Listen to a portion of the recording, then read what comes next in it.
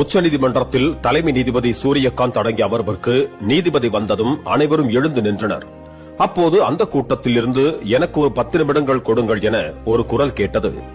அந்த குரல் மூத்த வழக்கறிஞருடையது அல்ல, 12ஆம் வகுப்பு படித்த 19 வயது இளைஞனின் குரல். இதனை தலைமை நீதிபதி ஆச்சரியத்தோடு பார்த்தார்.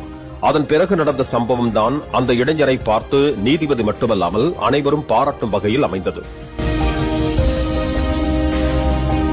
மத்திய பிரதேச மாநிலம் ஜபல்பூரை சேர்ந்த 19 வயது இளைஞர் அத்தர்வா சத்துர்வேதி. இவர் நீட் தேர்வில் 2 முறை தேர்ச்சி பெற்றுள்ளார்.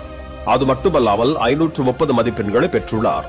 மருத்துவ படிப்பு மீது ஆர்வம் கொண்ட அத்தர்வாவிற்கு தனியார் மருத்துவமனை கல்லூரியில் பொருளாதார ரீதியாக நலிவடைந்த பிரிவான EWS ஒதுக்கீட்டின் கீழ் MBBS இடத்தை பெற முடியவில்லை.